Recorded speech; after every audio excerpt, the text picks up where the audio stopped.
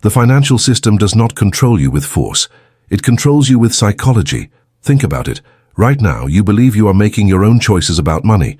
You picked your bank. You chose that credit card. You decided to buy that thing yesterday. But what if I told you that every single one of those decisions was predicted, engineered, and guided by people who understand your brain better than you do? I am not talking about conspiracy theories. I am talking about science, behavioral finance, the study of how humans actually make decisions about money versus how we think we make them. And once you see these tricks, you cannot unsee them. Let me show you what I mean. You walk into a bank. They offer you 3 different credit cards: blue, gold, platinum, 3 checking accounts, 5 investment options. Your brain relaxes. Why? Because choice makes you feel in control. It makes you feel free.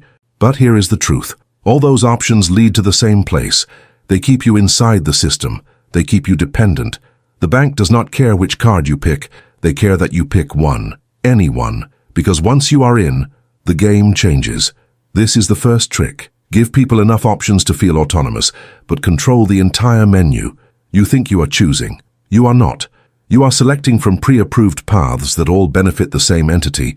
I did not realize this until I was 28 years old, sitting in a financial advisor's office, picking between mutual funds I did not understand. I felt smart, informed. I was neither. I was just choosing which way to hand over my money. Here is how it works. You see an ad, beautiful people, perfect lighting, the thing you did not know you wanted. Your brain lights up. Then comes the magic phrase: no payment for 90 days. 0% interest. Buy now, pay later. The pain of paying is removed, but the pleasure of acquiring, that hits immediately. Dopamine floods your system. You feel good. You click buy. The financial system just made money off a chemical reaction in your skull. This is not accidental. Entire departments study how to trigger dopamine without triggering regret.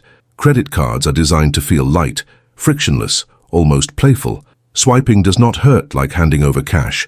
Apps make spending feel like a game. Points, rewards, levels. You are not buying things. You are chasing a neurochemical hit that the system learned to manufacture on demand. Walk into any store. See that jacket marked down from $400 to $199. Feels like a deal, right? Your brain just got anchored. The 400 was never real. It was there to make 199 seem reasonable. Banks do this with interest rates. Investment firms do this with fees. They show you the high number first, then the lower number feels like a victory. I once saw a savings account advertised at 2% interest. Big numbers, bold font. What they did not say clearly was that after 6 months, it dropped to 0.1%. But that 2% anchored me.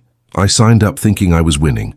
Anchoring makes you judge value based on comparison, not reality, and the system controls both numbers. Crypto moons overnight. Everyone on social media is making money. Your coworker just doubled his investment. Limited time offer ends in 6 hours.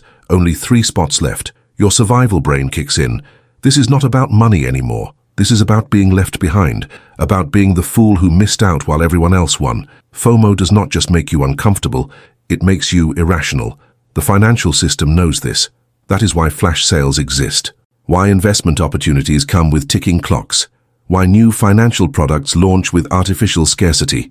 I watched my friend dump his emergency fund into a coin he heard about on a podcast because he could not stand watching others celebrate while he sat still. 6 weeks later, that coin was worth 15% of what he paid. But in that moment, his fear was louder than his logic. Everyone has a credit card. Everyone finances their car. Everyone takes out student loans. Everyone invests in the market. Everyone uses that app. If everyone is doing it, it must be safe. It must be smart. It must be the only way. This is social normalization. The system does not need to convince you directly. It just needs to convince enough people around you. Then peer pressure does the rest. You stop questioning if it is right. You start questioning why you are not doing it yet. I remember feeling weird for not having debt in my early 20s. People looked at me like I was financially immature, as if borrowing money was a rite of passage into adulthood. The system had normalized something that should require serious thought into something casual, expected, almost mandatory. Annual percentage rate, compound interest, expense ratio, basis points, front-end load, amortization schedule, spread. These are not complicated concepts, but they are wrapped in complicated language, and that is intentional. If you do not understand the terms, you do not ask questions. You trust the expert. You sign the paper. You click agree. Confusion creates compliance. I have sat through financial presentations where I nodded along, pretending to understand, too embarrassed to admit I was lost. Later, I realized everyone else was doing the same thing. We were all pretending, and the system counted on that. When something is hard to understand, your brain defaults to obedience. If they make it complicated, they make it controllable. Cashback, points, miles, rewards programs are everywhere. Spend 1,000, get 20 back. Your brain loves this. Free money, just for doing what you were already doing, except you are not already doing it. You are spending more because of the reward. Studies show people with rewards cards spend 12 to 18% more than people without them. You think you are winning $20. You are losing $150 in increased spending, but it feels good. That is the trick. Small wins create massive loyalty. You will stay with a bank that gives you garbage service just because you get 2% back on gas. Your brain has been bought for pennies on the dollar. So what does this mean for you? It means you are spending more than you think, saving less than you should, and making financial decisions based on emotional triggers designed by people who profit from your confusion. It means that thing you bought last week probably was not a rational choice. It was a predicted response to a calculated stimulus. It means investing feels hard because it is supposed to. The easier spending is, the harder saving becomes. That is the design. You cannot fight what you cannot see, but now you see it. The first step is awareness.